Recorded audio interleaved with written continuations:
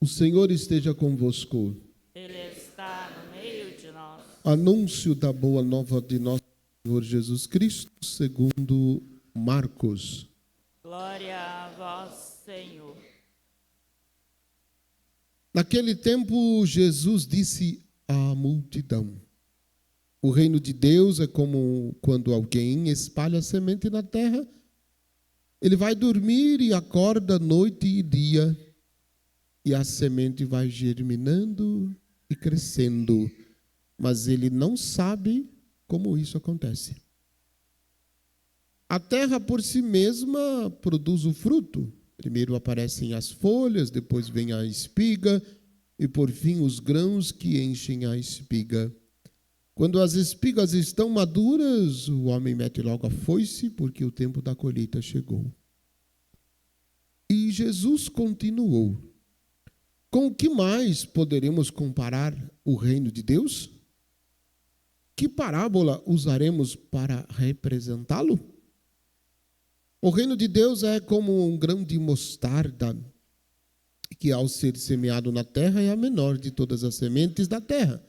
Quando é semeado, cresce e se torna maior do que todas as hortaliças, e estende ramos tão grandes que os pássaros do céu podem abrigar-se à sua sombra. Jesus anunciava a palavra usando muitas parábolas como estas, conforme eles podiam compreender, e só lhes falava por meio de parábolas. Mas quando estava sozinho com os discípulos, explicava tudo. Palavra da salvação.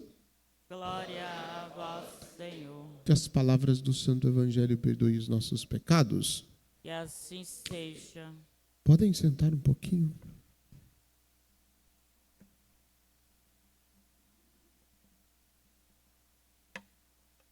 Aliás, todos nós temos de comparecer às claras perante o tribunal de Cristo, para cada um receber a dádiva, a devida recompensa, prêmio ou castigo, do que tiver feito ao longo da sua vida corporal.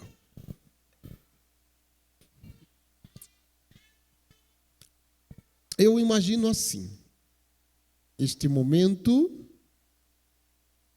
que Paulo descreve na segunda carta aos Coríntios. Nós estaremos diante de Jesus, diante de Deus, né, da Trindade Santa, e Nossa Senhora vai apertar o play e vai passar num telão diante de nós, diante da Santíssima Trindade, tudo que nós fizemos. Vai passar num telão lá, ampliado, em 3D. Uma tela de 58 polegadas. Vai passar tudo que nós fizemos.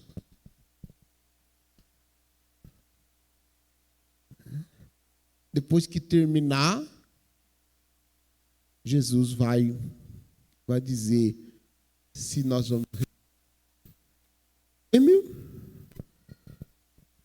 ou se nós vamos receber o castigo.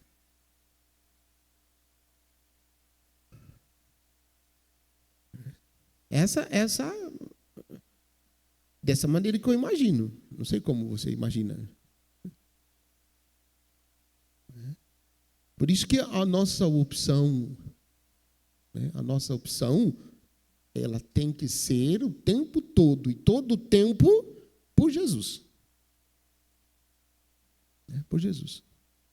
Isso significa dizer que todos os dias nós precisamos dar um passo a mais em nossa conversão. Todos os dias. Fazer verdadeiramente uma opção por Jesus. E fazer a opção por Jesus significa deixar de lado, deixar para trás tudo que não é Ele, tudo que não é dele.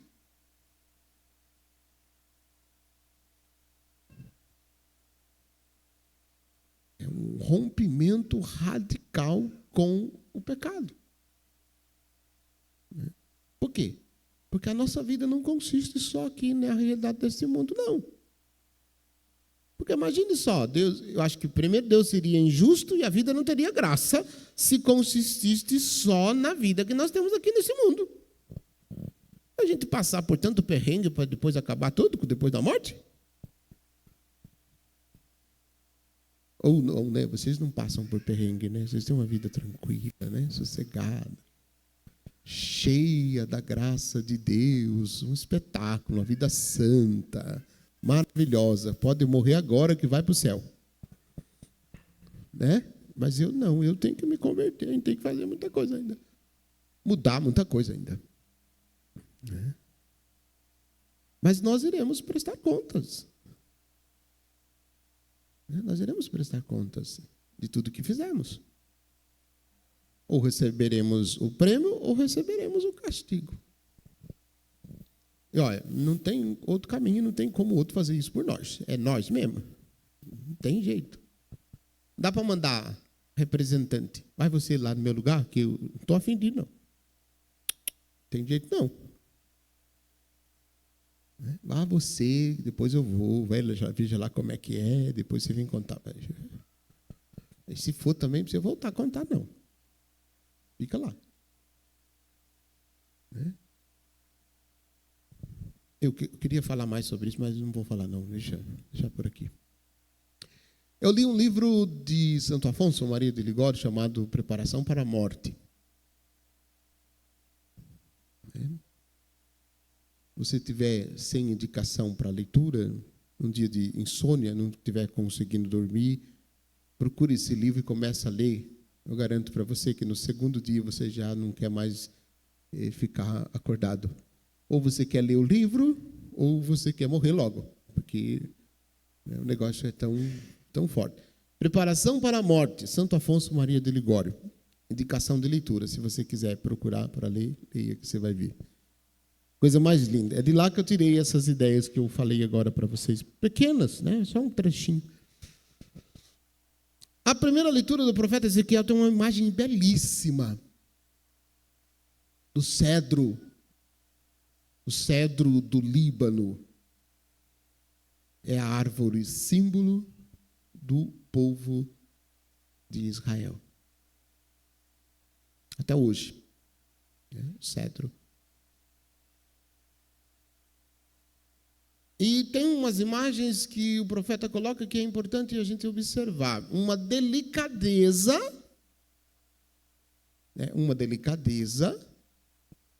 e algo extraordinário. Eu mesmo tirarei um galho da copa do cedro. Do mais alto dos seus ramos arrancarei um broto. E o plantarei sobre um monte alto e elevado. Notem que, neste texto, nós temos 3 aplicações. De quem seria este cedro? Lógico, o primeiro, se eu disse que é o símbolo do povo de Israel, então a primeira aplicação, o cedro é o povo de Israel. Mas em que contexto? Não sei se você sabe, nesse capítulo, nesse texto, neste momento do texto do profeta Ezequiel, o povo está escravizado na Babilônia. E lá na Babilônia, daquele povo que Deus retirou lá do Egito, resta um pequeno grupo que se manteram fiéis. Pequeno grupo, um pequeno resto de Israel. A Bíblia diz dessa maneira, um pequeno resto de Israel. Então, quando Deus diz que vai tirar um brotinho do cedro e vai plantar no alto monte, e aquele cedro se transformará numa árvore estrondosa, Deus está dizendo para o povo assim, viu? Olha, vocês são um pequeno número, eu vou fazer de vocês um grande povo ainda. É esta a promessa de Deus. Então, a primeira aplicação é o povo de Israel. que está escravizado de novo agora na Babilônia. Tem várias sucessões de reis que escravizaram com o nome de Nabucodonosor. Nomão bonito, né? Nomão bonito, né? Então, várias gerações de Nabucodonosor que escravizaram o povo lá. E Deus está prometendo que vai tirar um brotinho lá. O que é um brotinho lá no alto do cedro? Um galinho, um raminho. Um brotinho insignificante. O povo de Israel. A segunda aplicação é o novo povo de Deus. Quem é o novo povo de Deus? É a igreja. A igreja é o novo povo de Israel. Então, a igreja, como este pequeno broto, vai se transformar numa grande árvore plantada em cima do monte. Uma estrondosa árvore, diz o profeta, né? E a terceira, ele produzirá folhagem, dará frutos e se tornará um cedro majestoso. E a terceira é o próprio Jesus. É o próprio Jesus. Tanto é verdade que uma das parábolas do Evangelho fala exatamente isso. Só que da semente de mostarda. A semente de mostarda é a menor de todas as sementes. Quando eu era criança, até adolescente, eu pensava que, quando eu lia esse texto, quando eu escutava, que a semente de mostarda era o que produzia a paineira. Porque eu pensava que era uma sementezinha pequenininha e que transformava numa árvore grandona. Qual árvore grandona que eu conhecia? A paineira. Eu não conheço nenhuma outra árvore maior do que a paineira. Eu fiquei pensando, mas essa é uma imagem um pouco doida da minha cabeça. Comecei a estudar teologia e descobri que não era uma árvore, era uma hortaliça. Eu falei, eu achava que fosse uma paineira. Hortaliças não crescem para cima. Hortaliça cresce, quase rente ao chão. Então, é a mesma imagem do cedro do Líbano. Diz assim, debaixo dele pousarão todos os pássaros, à sombra da sua ramagem, as aves farão ninhos. É a mesma descrição da parábola de Jesus, que é o próprio Jesus. É Jesus, esta pequenina semente de mostarda, em que as aves, os pássaros irão fazer seus ninhos e se aconchegar debaixo. As aves são todos os filhos da igreja, todos os filhos que a igreja gerou, que estarão unidos a Jesus, aconchegando-se na sombra que é Ele mesmo que oferece. Aí a gente volta a nossa atenção e o nosso olhar para um outro texto que Jesus fala da videira, capítulo 15 do Evangelho de João. Se não permanecerdes em mim, não podereis produzir frutos. Então nós precisamos estar unidos a Jesus para que nos aconcheguemos debaixo de sua sombra. É Ele, o cedro do Líbano, como é Ele mesmo o reino de Deus anunciado. E aí a gente pensa que o reino de Deus vai acontecer na vida da gente por conta dos nossos esforços, por conta da capacidade de organizarmos as coisas, por conta do nosso jeito de fazer as coisas. Porque o meu jeito de fazer certas coisas é melhor do que o seu. E por isso o reino de Deus vai acontecer. Não é assim. Não é assim. Se você pensa que é desse jeito, sinto muito decepcioná-lo, mas não é assim. O reino de Deus tem a sua dinâmica própria, que é sensacional a parábola que Jesus usa. Eu repito a parábola contando outra parábola. Ouso replicar a parábola de Jesus contando outra parábola. Vocês já plantaram alface? No quintal, na horta, para consumo, para comércio? Nunca plantaram? Sinto muito, então você não vai conseguir entender o que eu vou dizer. Mas para quem plantou vai entender.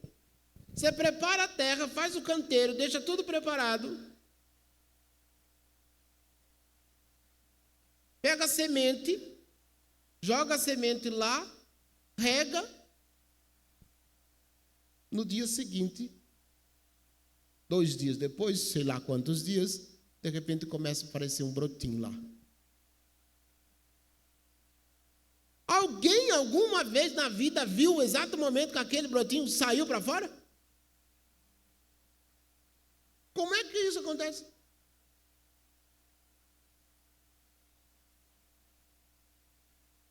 Aí no segundo dia aquele brotinho já cresceu, no terceiro dia já cresceu, em 10 dias se não colher já perde o alface. Não é assim? Estou errado? Se eu estiver errado você me corrija. Esta dinâmica que Jesus diz do reino de Deus. Vai dormir noite e dia e de repente, né, aparecem as folhas, vai crescendo, aparecem as espigas, o homem vai lá, corta, colhe, porque chegou o tempo da colheita. Assim é o reino de Deus. Olha que singeleza. Né? Que singeleza. E muitas vezes a gente acha que vai crescer o reino de Deus por causa da capacidade da gente fazer as coisas. A gente faz ainda tudo mal feito. Nem bem feito a gente faz. E a gente acha que vai apavorar. Vai nada. Se Deus não cuidar, não vai produzir fruto nenhum. Claro que depende da disponibilidade do nosso coração, como a parábola do semeador do capítulo 4 do Evangelho de Marcos. A semente cai na beira do caminho, não produz fruto, os pássaros vêm e comem. A semente cai no meio das pedras, cresce rápido e não tem força, não tem raiz, não tem terra, não produz fruto. A semente cai no meio dos espinhos, os espinhos crescem e sufocam, a semente não dá fruto. E a semente cai em terra boa.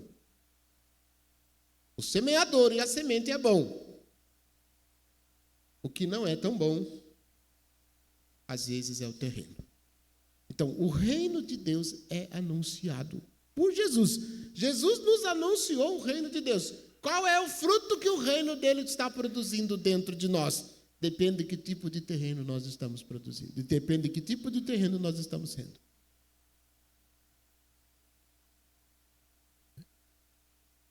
Se nós não acolhemos e não deixamos a semente produzir fruto, nós iremos comparecer diante dele para apresentar os frutos que nós não produzimos. Todos nós compareceremos diante do tribunal de Cristo e prestaremos conta de tudo aquilo que nós fizemos. Receberemos o prêmio ou o castigo. E eu termino do jeito que eu comecei a minha homilia.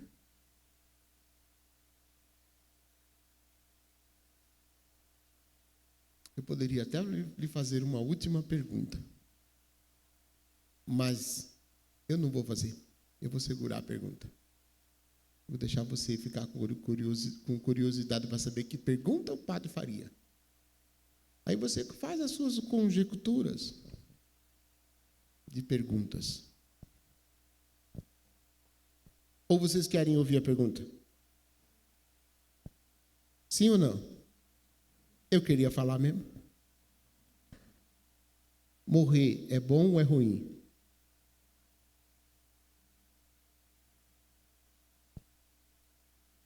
Eu respondo da seguinte maneira: eu não faço ideia, porque até agora eu não morri. Mas tem duas respostas a esta pergunta. Duas respostas. Se nós estamos em Jesus, morrer é lucro. Se nós não estamos em Jesus, morrer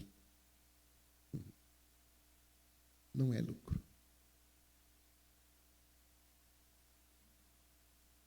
A resposta, você que dá. Eu termino dizendo: te viras, dá seus pulos. Um minutinho para você rezar a palavra que você ouviu, para que, na força do seu espírito, produza fruto no seu coração.